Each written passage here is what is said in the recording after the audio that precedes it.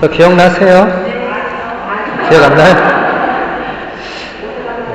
네, 저 사순 때 왔었는데, 네, 그새 저를 잊으셨군요.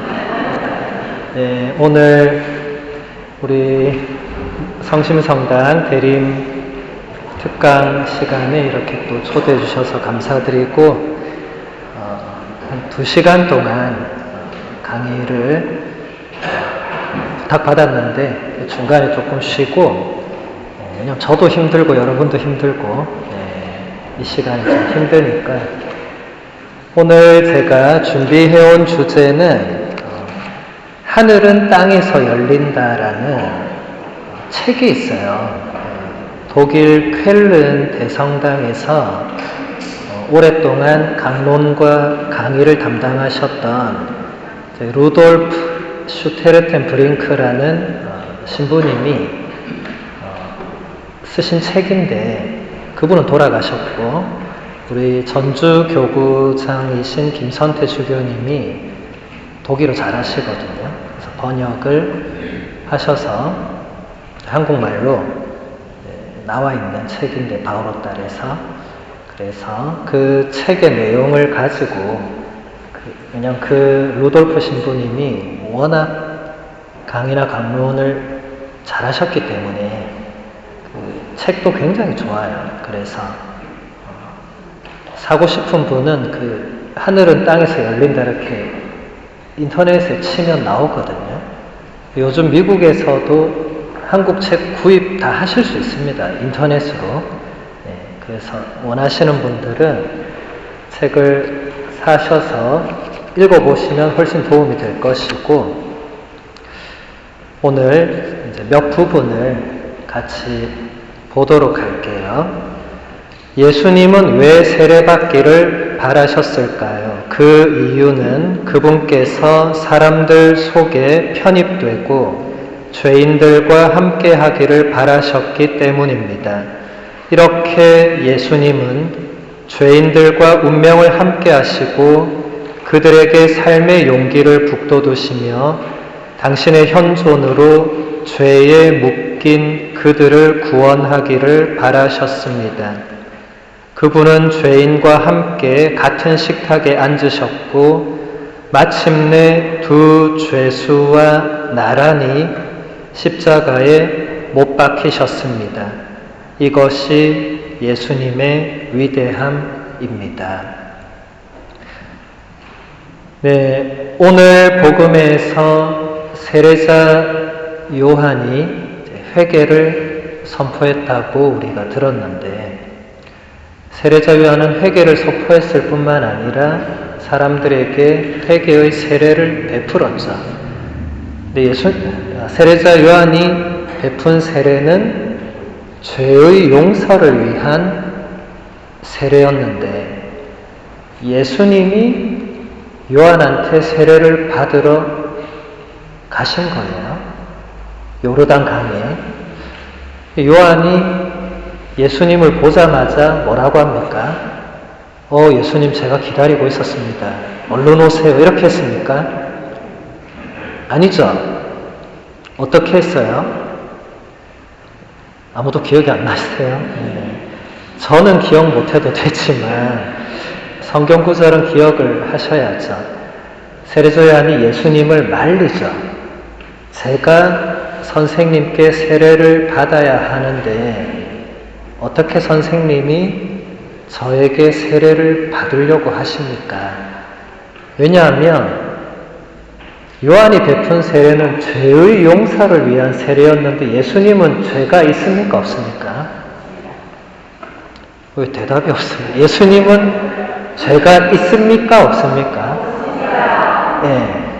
예수님이 죄가 있다고 말하면 큰일 납니다. 큰일 납니다, 진짜로. 왜냐하면 우리 교리를 정면으로 반박하는 행위를 하는 거기 때문에 예수님은 죄가 없죠.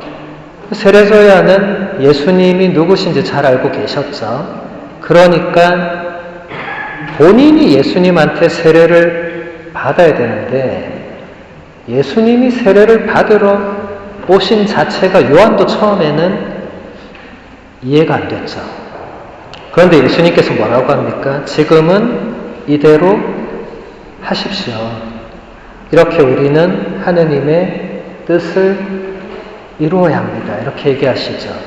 그러니까 예수님은 당신은 죄가 없으셨지만 하느님께서 죄 없는 당신 아드님이 죄인들이 받는 그 세례를 받기를 원하셨다는 거예요. 굉장히 모순되죠. 죄가 없는데.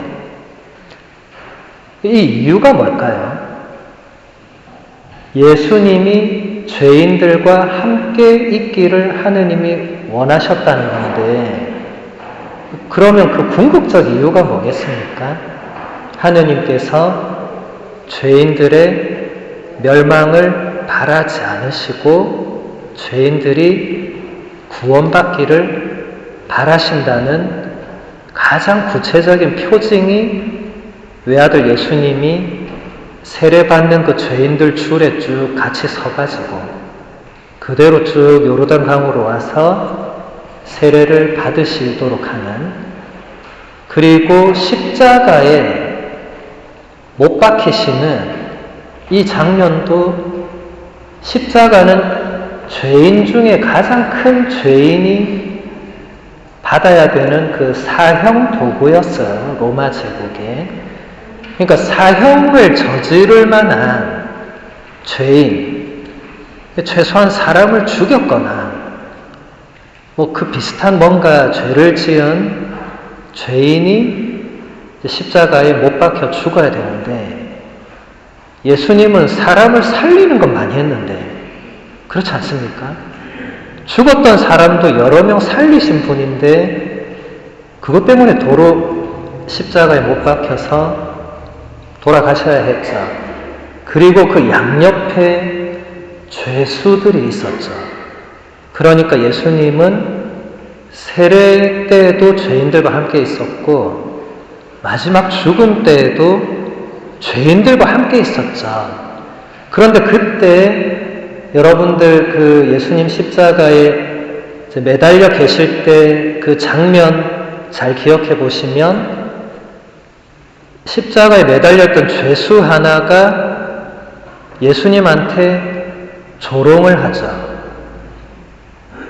네가 그렇게 사람 살린다더니 네가 여기 매달려 있으면 어떡하냐.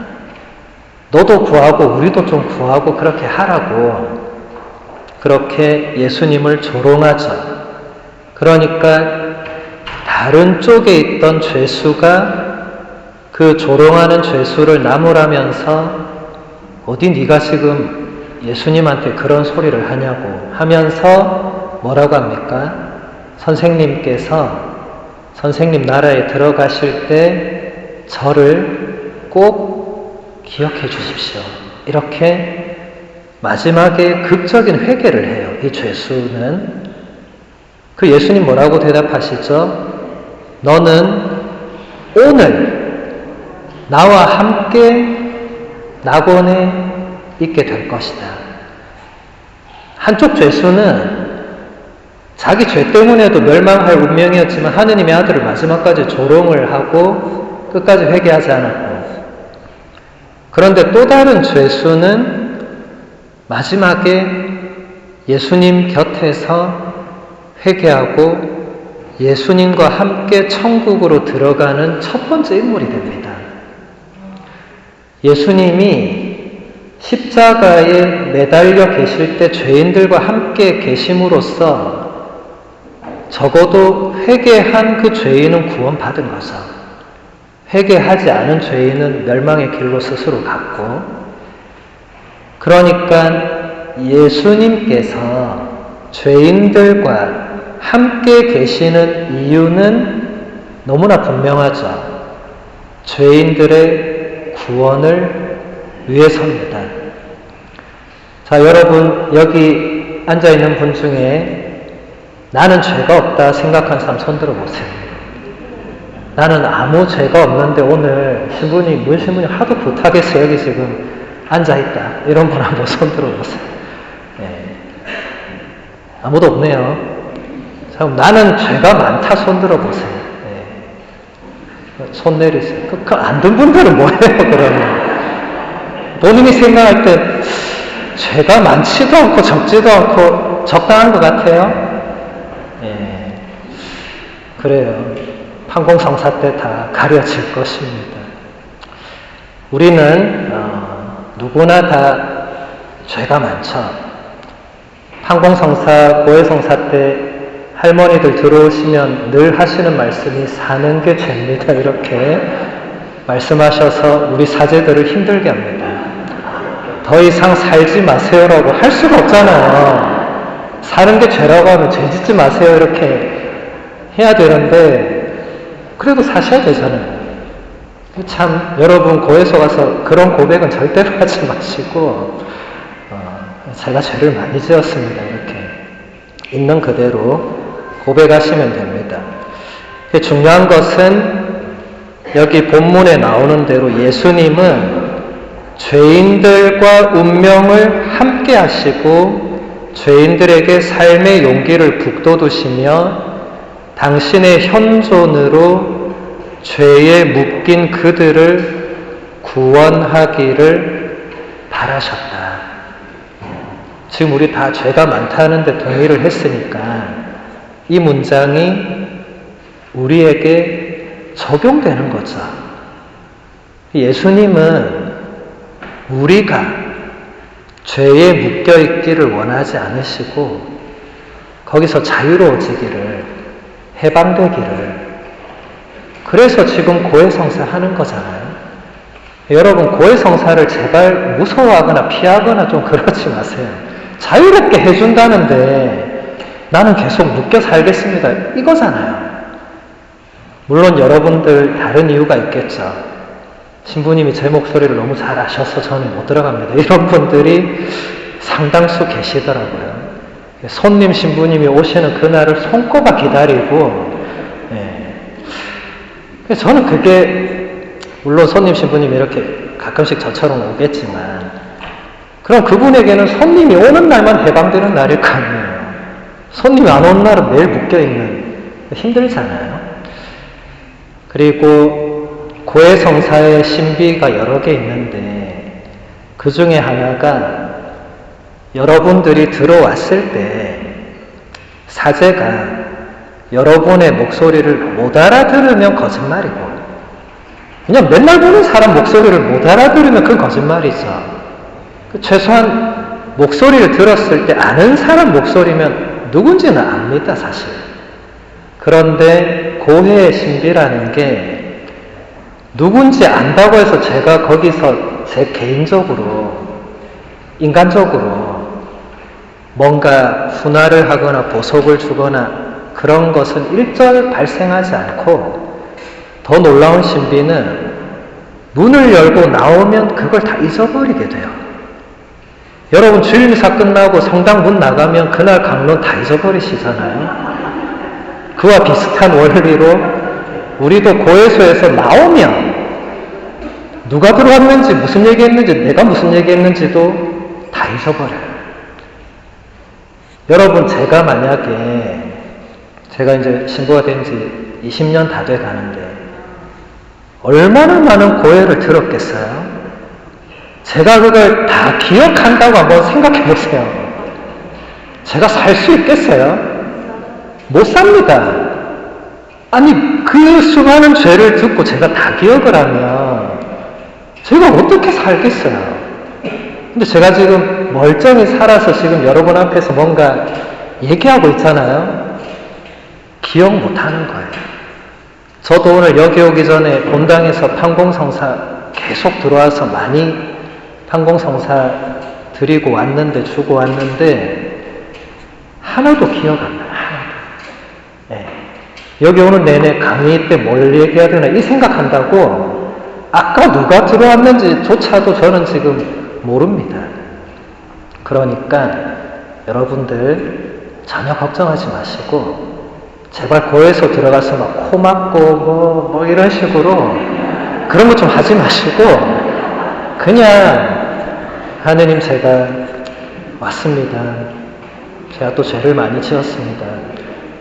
그냥 그렇게 하시면 되지 뭘 그 코 막아도 다 압니다. 그러니까 굳이 코 막지 마시고 있는 그대로 그냥 성사는 핵심이 뭐냐면 사제가 개인적인 성덕으로 성사를 집행하는 게 아니고 사제를 통해서 예수 그리스도께서 직접 성사를 집전하시는 게 우리 교리의 핵심입니다. 그 사제가 누구든지 아무 상관없어요. 그 사제가 1년 차든지 50년 차든지 주교님이든지 교황님이든지 아무 상관없어요. 성사 집전은 언제나 예수님께서 집전자를 통해서 하시는 겁니다. 그래서 여러분들, 우리는 그 교리를 믿는 사람들이니까 아직 판공 안 하신 분들 이번에도 어물쩍 넘어가려고 하지 마시고 이번에는 꼭 보시고 기쁜 성탄을 맞으셔야 되겠죠. 그 다음 본문 볼게요. 영혼은 무엇으로 사는가? 이 물음에 아우구스티노 성인은 놀라운 대답을 했습니다. 영혼은 기쁨을 누리는 것으로 산다. 다른 말로 표현하면 기쁨은 모든 영혼의 양식입니다.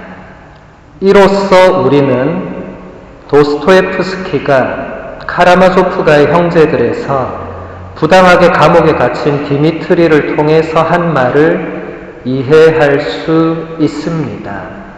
새롭게 기쁨으로 다시 살아야 한다.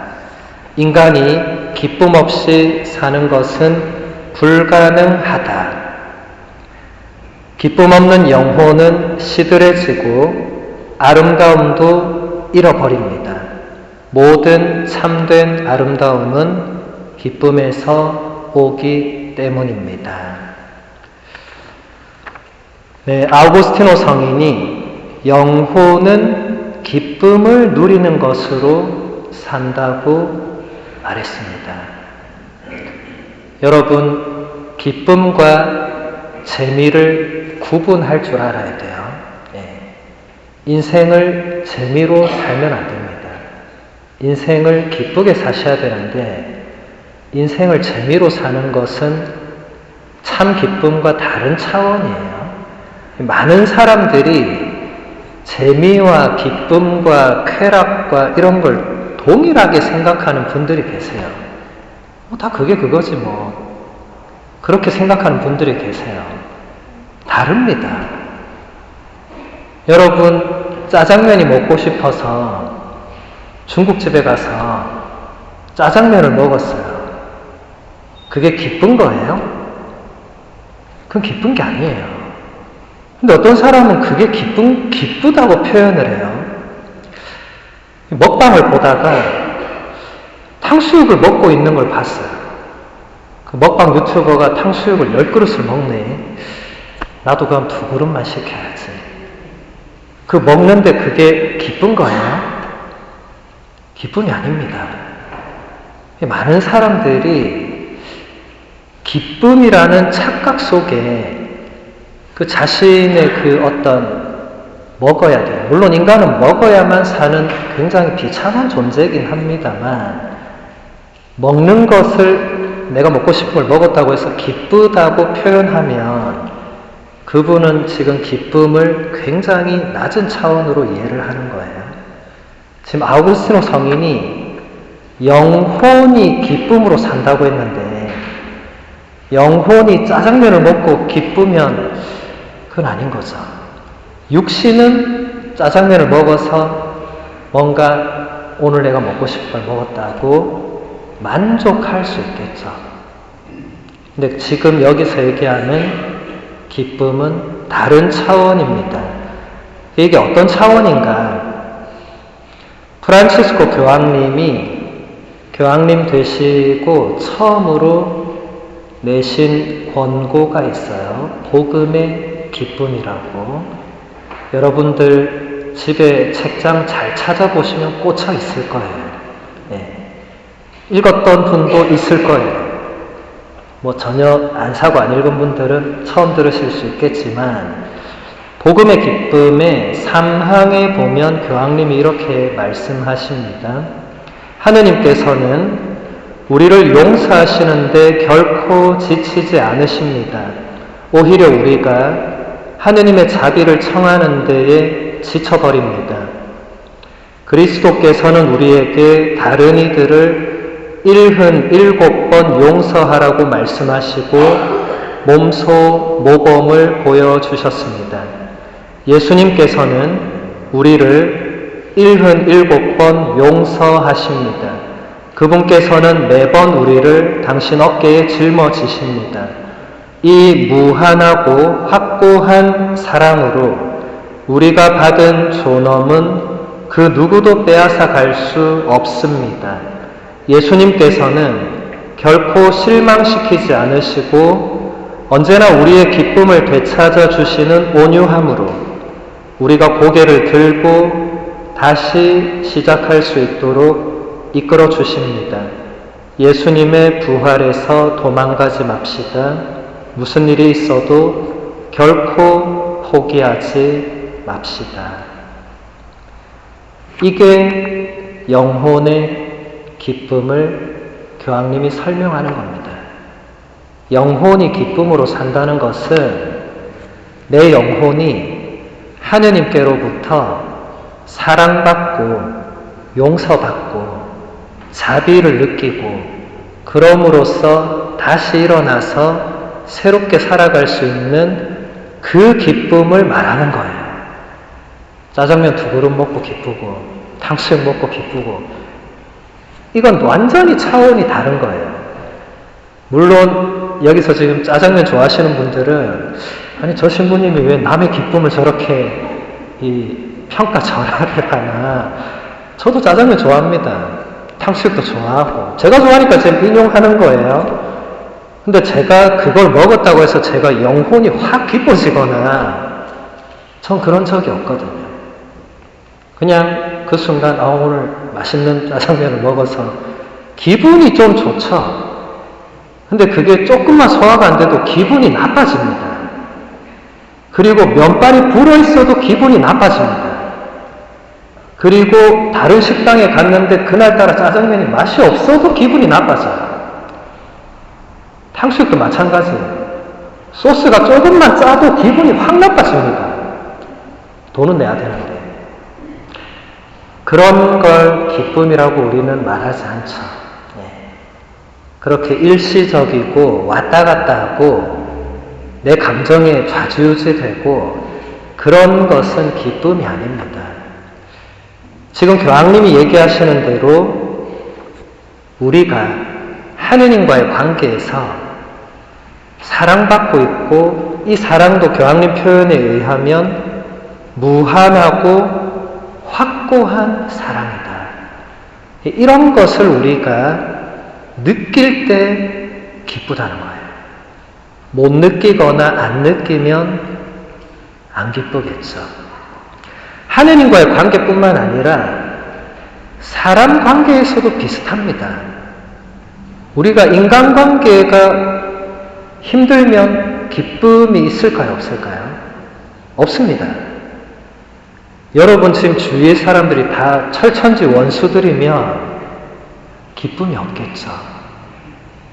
적어도 철천지 원수가 중간중간에 있고 그래도 나를 사랑해주고 나를 기다려주고 나를 이해해주고 나를 있는 그대로 봐주고 내가 언제든지 마음을 열면 받아주고 이런 사람이 그 사이사이에 있을 때 우리가 기쁨을 느끼고 그래도 버티는 거예요. 그렇지 않습니까? 저도 마찬가지예요. 신부라고 해서 원수가 없겠어요? 다 있습니다. 왜냐하면 우리가 모든 사람과 마음이 맞을 수는 없어요. 제가 돈이 아니에요. 제가 돈이면 모든 사람이 날 좋아하겠죠. 전 돈이 아닙니다. 그러니까 나를 싫어하는 사람도 있고 나하고 원수 같은 사람도 있고 당연히 있죠. 그런데 나를 그대로 받아주는 사람도 있죠. 거기에서 또 기쁨의 요소가 있죠. 나의 원수들은 이제 내가 싸워야 되니까 힘들지만, 근데 때로는 또 원수가 또 원수처럼 안 할 때는 기쁨을 주기도 합니다. 제가 오늘따라 왜 저러지? 이러면 제가 뭘 잘못 먹었나? 그럴 때는 하느님께서 드디어 저 친구를 회개시키셨구나. 기쁘잖아요. 물론 그 다음날 또 돌변할 수 있겠지만, 그래서 우리가 기쁨이라는 단어를 표현할 때 그건 내적인 요소로 알아들어야 됩니다. 여러분, 우리는 다 신앙인이잖아요. 신앙인은 하느님을 믿는 사람들이잖아요. 하느님은 이 내면에서 우리가 하느님을 찾고 느끼고 만날 수 있다고 아우구스티노 성인이 자신의 고백록에서 아주 상세하게 설명을 했죠. 하느님을 끊임없이 바깥에서 혹은 외적인 요인에서, 제가 아까 말씀드린 어떤 육신적인 감각과 쾌락에서 아우구스티노도 기쁨을 찾았어요, 처음에는. 근데 아무리 그것을 거기서 찾아도 이게 채워지지가 않는 거예요.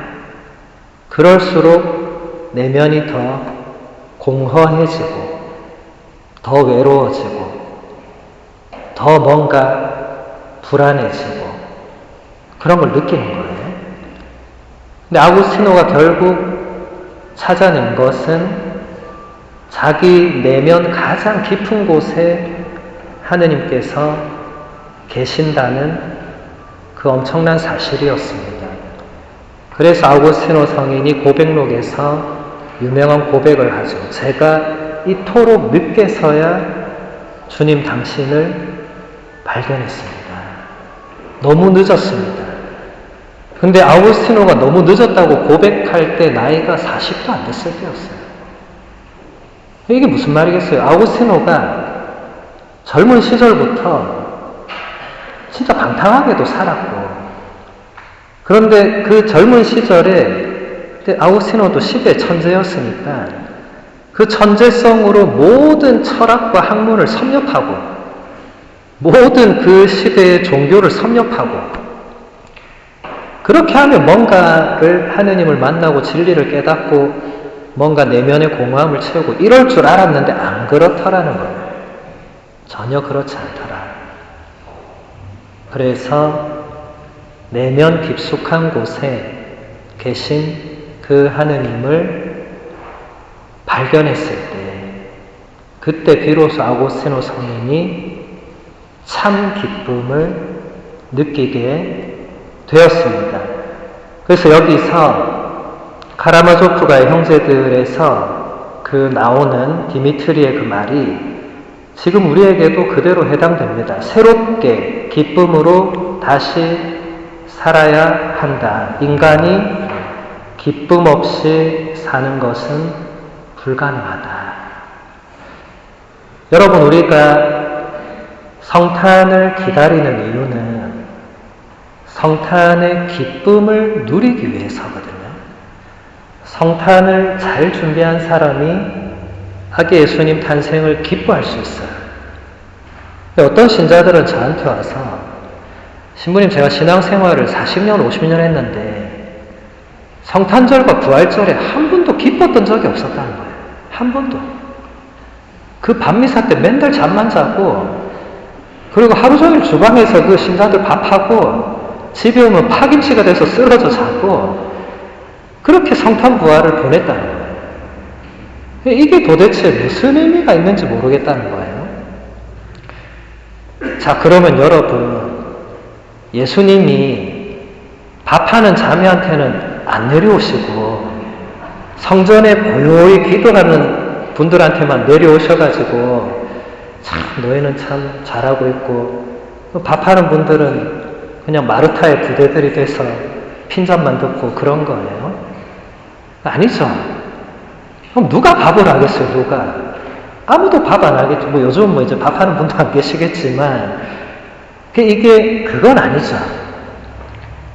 밥을 하더라도 아기 예수님 탄생의 기쁨은 똑같아야 되겠죠. 왜냐하면 똑같은 분이 똑같이 내려오시는데 누구는 기쁘고 누구는 안 기쁘면 문제는 아기 예수님께 있는 게 아니죠. 근데 그 문제가 밥에 있는 것도 아닙니다. 그분은 밥에 탓을 돌리시더라고요. 제가 아니라고 했어요. 왜냐하면 그분이 지금은 밥을 안 하시니까, 그럼 지금은 기뻐야 될 거 아니에요. 지금도 안 기쁘다는데. 근데 왜 밥 탓을 하냐. 그러니까 그동안 밥 해온 세월이 너무 억울하다는 거예요. 근데 그거는 밥을 해온 세월이 억울함이지, 그거랑 예수님 탄생의 기쁨은 별개의 문제죠.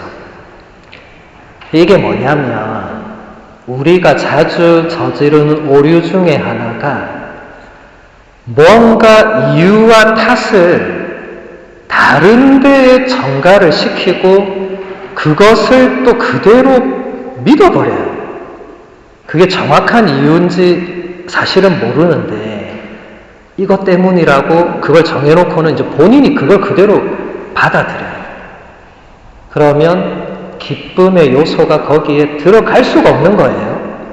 왜냐하면 본인이 이미 나는 기쁘지 않다. 왜냐하면 밥을 그동안 오래 해왔고 그게 내한테 쌓여서 억울해서 나는 기쁘지 않아. 뭔가 이래 성벽이 쳐져 있지 않습니까? 아기 예수님이 3번, 4번 태어나도 기쁠 수가 없어요. 이제 밥 안 해도 안 기뻐 있어요. 그 전에 밥 했던 게 억울하니까. 이건 너무 안타까운 거죠. 그래서 여러분들 어떤 일이 있을 때 그 이유와 뭔가를 따질 수 있어요. 그거 필요합니다. 왜냐하면 특히 뭔가 잘못됐다면 그 잘못된 결과에 대해서 원인을 찾아서 원인을 고치는 건 중요하죠. 이건 고해성사에서도 핵심적 요소입니다. 여러분이 죄를 지은 건 결과거든요. 죄 짓기 전에 뭔가가 있었어요. 원인이 있었어요. 그 원인이 뭔지를 잘 찾아서 그 원인을 앞으로 또 같은 어떤 게 왔을 때 그 원인대로 똑같이 안 하면 됩니다. 그럼 적어도 죄를 반복은 안 하겠죠. 근데 여러분이 같은 죄를 또 짓는다는 분이 계시면 그분은 지금 그 원인에 대해서 정확하게 진단을 못했거나 아니면 성찰을 안 했거나 아니면 그 원인을 다른 어딘가의 탓으로 돌려놓고 그러니까 내 탓 아니라는 거예요. 그리고 그 죄를 또 지었을 때 나는 내 탓이 아닌데 또 이 죄를 지었다. 그런 식으로 넘어가죠. 주일 미사를 다시는 안 빠져야지 했는데 또 빠졌어. 그게 왜 빠졌습니까? 집에서 애들이 밥을 달라고 해서 그게 빠졌다.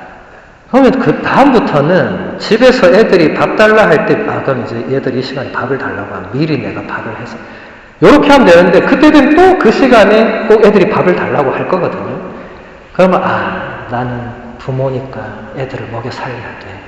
그리고 또 밥을 해서 또 주일미사 빠졌다. 이렇게 계속 된다면 만약에 그러면은 그분이 그 굴레에서 나올 길이 없는 거예요. 이게 제가 지금 꼭 뭐 주일 미사만 예로 드는 게 아니고 우리가 죄를 지을 때 그 원인을 가만히 보면 뭔가 그 원인에 대한 책임이나 탓을 내가 아니고 다른 누군가 혹은 다른 뭔가 이런 쪽으로 돌리는 경향이 실제로 우리에게 있습니다. 여러분 아담과 하와 이야기 다 아시죠? 그 이야기에서 둘 다 죄를 지었어요. 그래서 하느님께서 물어봤어요. 너 왜 죄를 지었냐 하니까 뭐라고 했습니까? 아담이 당신이 나한테 주신 저 여자가 지금 잘 들어보세요. 그냥 내 마누라가 이것도 아니고 당신이 굳이 없어도 될 저 여자를 만들어가지고 나한테 주셔서 저 여자가 나한테 먹으라는데 내가 어떻게 아내 이기는 남편이 없다고 그거 어떡하냐.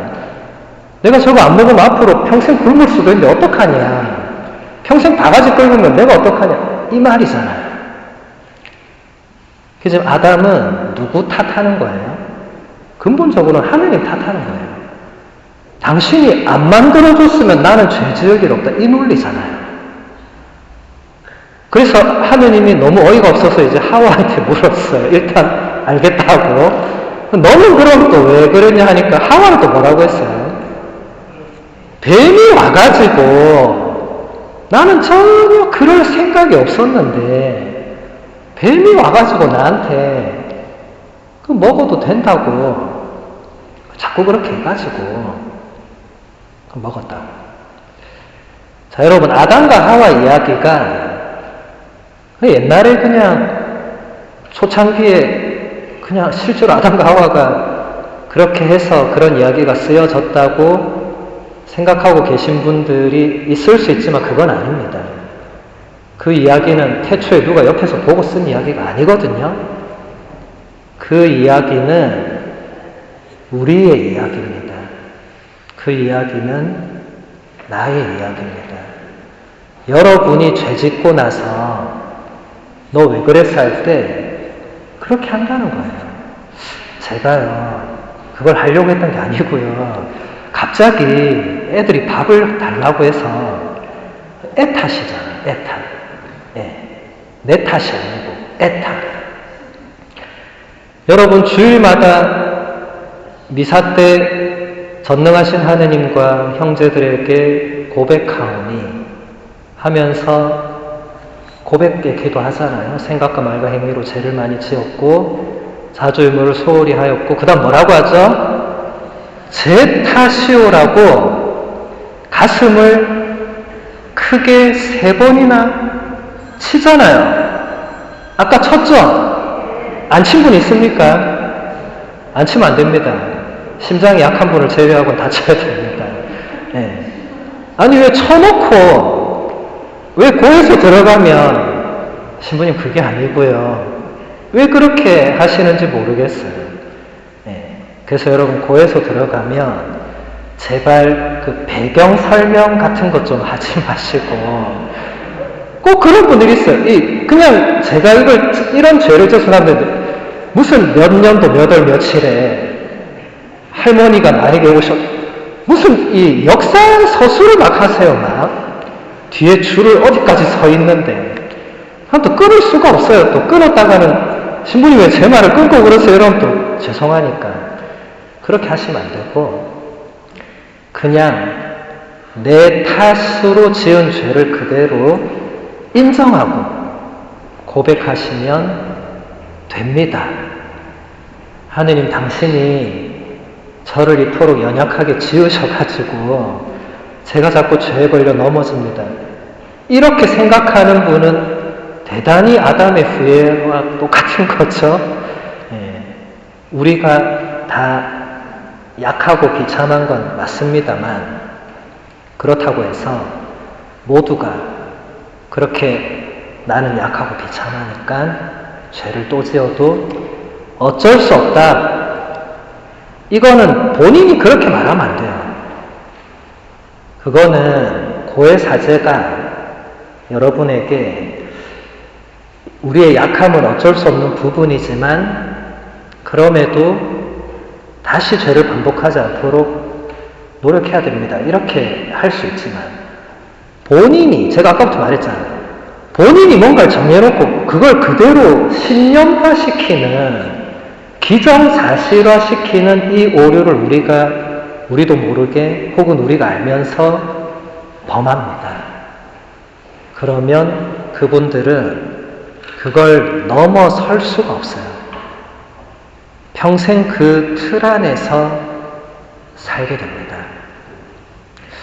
여러분, 우리가 지금 한 해를 마무리하는 이 시점에 와 있는데 저도 올 한 해를 보내면서 어떤 틀 안에 갇혀있는 저의 생각과 저의 모습에 대해서 많이 돌아보게 됐습니다. 이번 한 해 동안. 여러분, 틀이라는 것은 기본적으로 필요한 거예요. 왜냐하면 틀이 없으면 우리 삶이 어떻게 되겠습니까? 무질서해지겠죠. 틀이 없으면.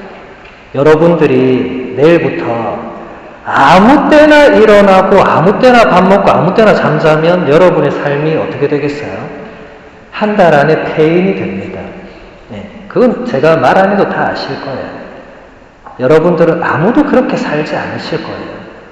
대부분은 철저하게 틀에 놓여서 사실 거예요. 5시에 기상을 하고. 예를 드는 거예요. 네. 여러분 중에 누가 그렇게 한다는 게 아니고 예를 들어서 5시에 눈을 뜨고 그리고 씻고 5시 반부터 아침 기도를 바치고 성경을 읽고 그리고 6시쯤 되어서 동네를 한 바퀴 산책. 예를 드는 거예요. 네. 예를. 그런 분들이 다음 날에도 똑같이 합니다. 그 다음 날에도 똑같이 합니다. 신학교나 수도원은 아예 그게 규칙에 시간까지 적혀 있어요. 저는 아직도 지금 신학교 졸업한 지 20년이 됐지만 신학교의 일과표를 그대로 외우고 있어요. 왜냐하면 그 생활을 10년 동안 해서 몸에 배웠기 때문에. 제가 다녔던 신학교는 아침 5시 반 기상이었어요. 매일 하루도 빠지지 않고. 그리고 그러면 기상하면 이제 씻고 그럼 6시부터 아침 성물도를 바칩니다. 그리고 삼종기도를 바치고 그때부터 그날 복음 독서를 묵상합니다. 30분 동안. 그리고 6시 55분이 되면 아침 미사를 봉헌합니다. 그리고 7시 반에 아침 식사를 합니다. 8시 반부터 수업이 시작됩니다. 그리고 12시 반에 낮기도 마치고 12시 45분에 점심 먹고 오후에 또 일과가 있고 수업이 있고 저녁 5시 반에 저녁기도 바치고 6시에 저녁 먹고 이런 식으로 지금 제가 몇 개만 얘기했지만 여기에 틀이 있죠. 무슨 틀이 있습니까? 기도하지 않으면 밥을 먹을 수 없다. 네. 제가 어릴 때 우리 부모님도 제가 기도 안 하면 밥을 안 주셨거든요. 기도 안 하는 놈은 먹을 자격이 없다고. 저는 어릴 때는 아동학대로 생각했어요. 그런데 그 결과가 제가 지금 이 자리에 있는 거잖아요.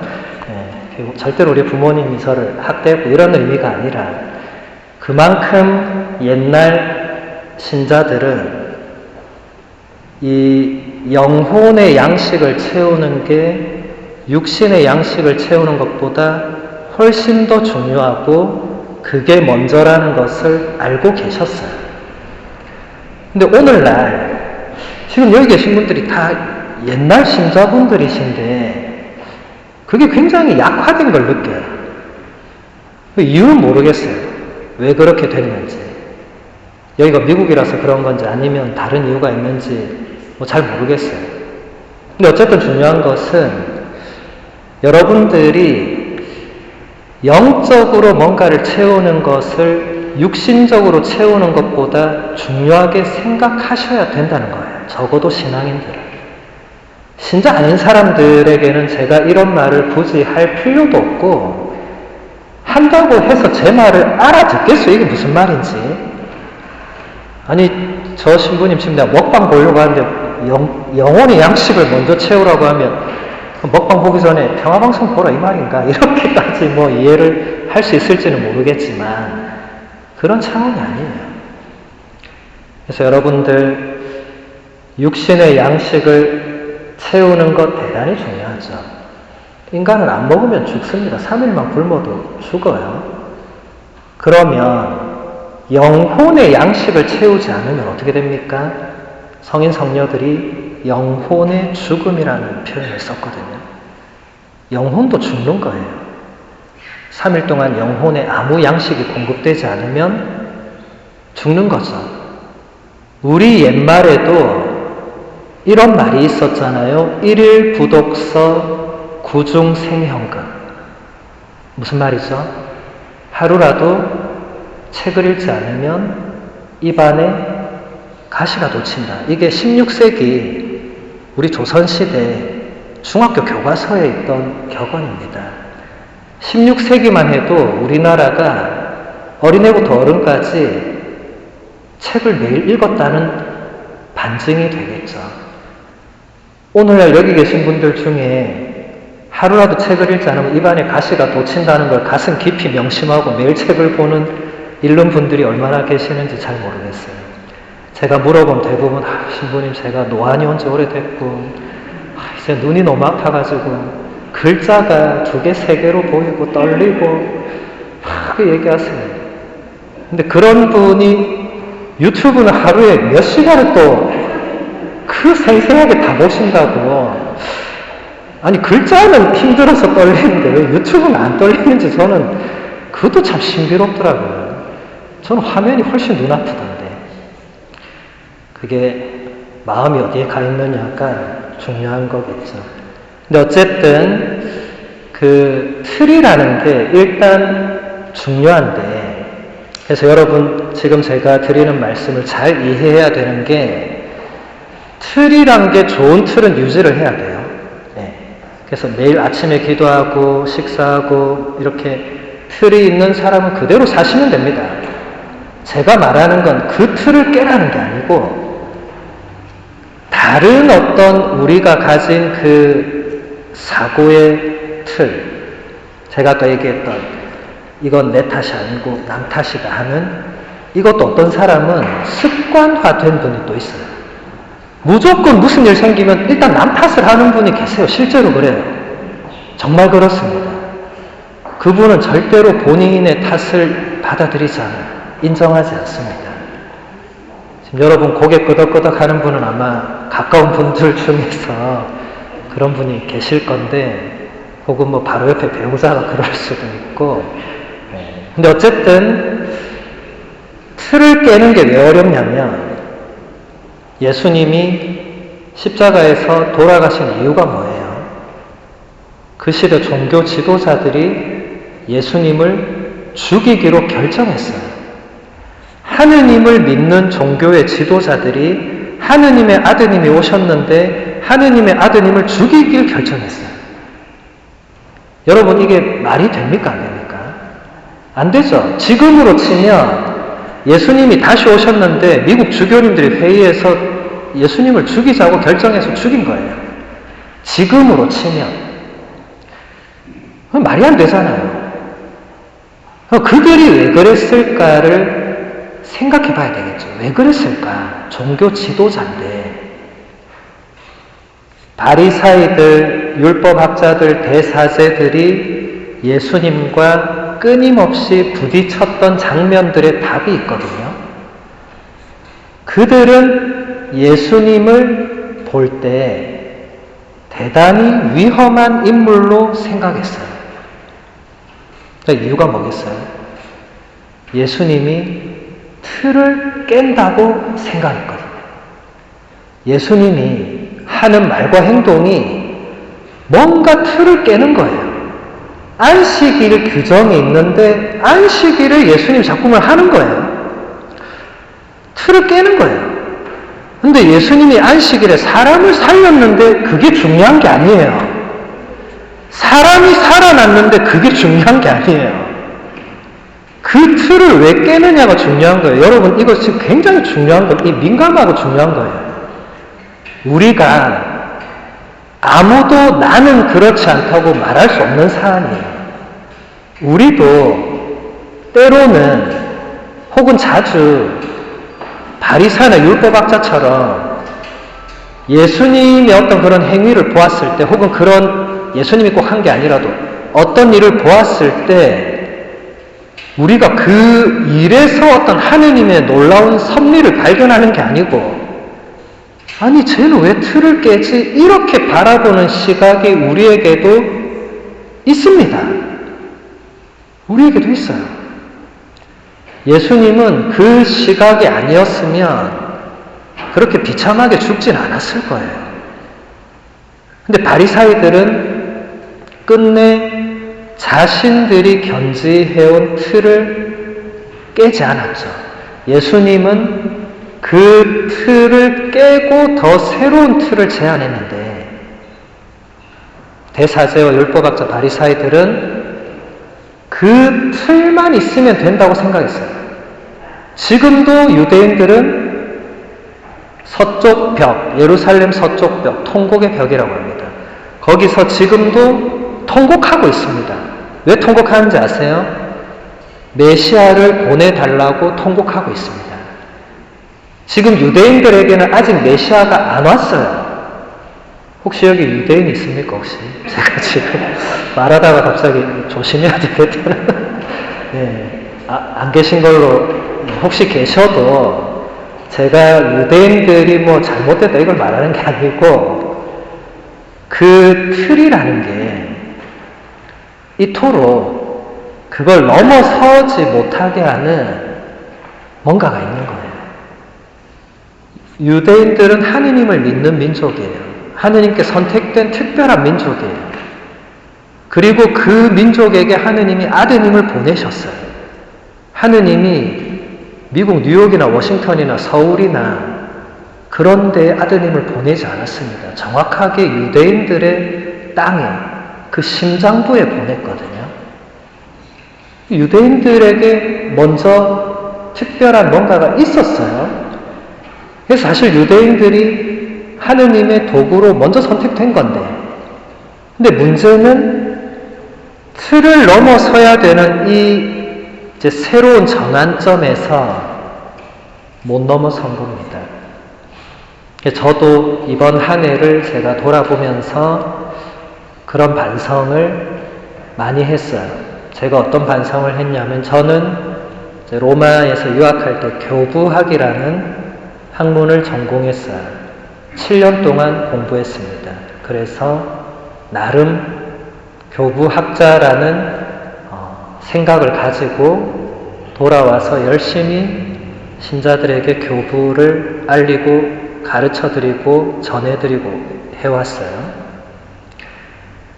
근데 그렇게 살다 보니까 어느새 저도 모르게 그 틀 안에 갇혀있는, 그래서 더 이상 다른 것에 관심을 두지 않고 다른 영역에 공부를 하지 않고 오직 교부학만 공부하는, 어떤 사람은 제가 이런 얘기하면 신부님 너무 엄격한 잣대를 스스로에게 들이대시는 거 아니냐, 아니 교부학자가 교부학을 공부해야지 당연한 거 아니냐, 왜 그렇게 스스로에게 엄격하냐.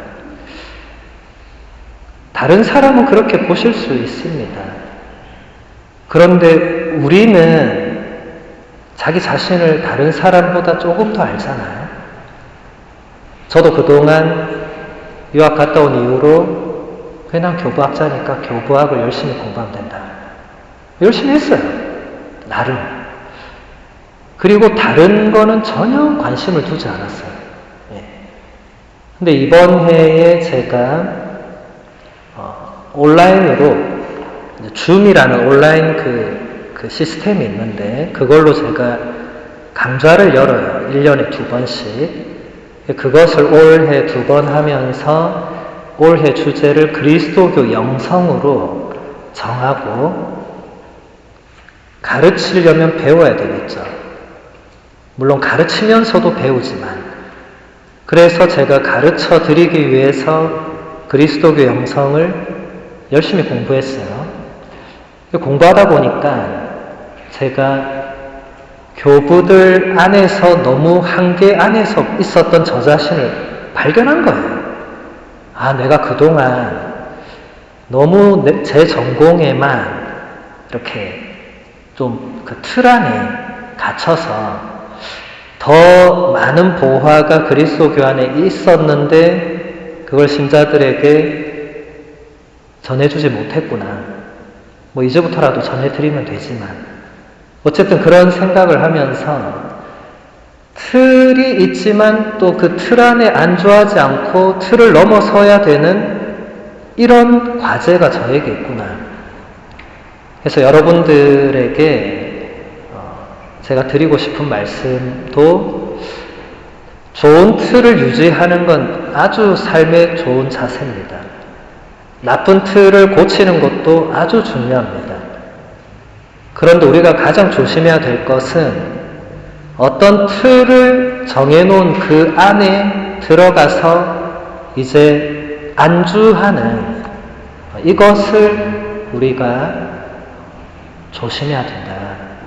왜냐하면 한번 안주하게 되면 사람이 뭔가 거기서 안락함, 안정감, 편안함 이런 거 느끼면 안 나오려고 하고 그것을 넘어서지 못하도록 스스로를 자꾸 묶어두고 그러다 보면 변화, 발전, 쇄신 이런 쪽은 점점 거리가 멀어지고 신부님 저는 그냥 이렇게 살겠습니다 라고 말하는 신자분들이 많아지는 거예요. 신부님 저는 그냥 이 틀 안에 살 테니까 나를 건드리지 마세요. 이렇게 하는 거예요. 실제로 그런 신자들이 있습니다. 건드리지 말라고. 나 뭐 시키지 말라고. 나 딱 요것만 할 테니까 더 이상 나를 찾지 말라고. 그거 어떻게 하겠어요? 제가 뭐 경찰이에요, 검찰이에요. 제가 뭘 끌고 오겠어요? 어떻게 하겠어요? 알겠습니다. 할 수밖에 없잖아요. 그래서 여러분들 올해 마무리하실 때 제가 말씀드린 부분들을 한번 잘 이렇게 묵상하시면서 새해에 또 여러분들 어떤 결심을 할 때 이런 부분들이 좀 참작이 되어서 새 결심에 도움이 되시면 좋겠다. 그런 말씀을 드립니다. 여러분들 표정을 보니까 좀 쉬었다 해야 될 것 같아요. 10분 동안 휴식하고 뭐 찬양하시든 화장실 가시든 좀 쉬시고 10분 뒤에 다시 뵙도록 하겠습니다.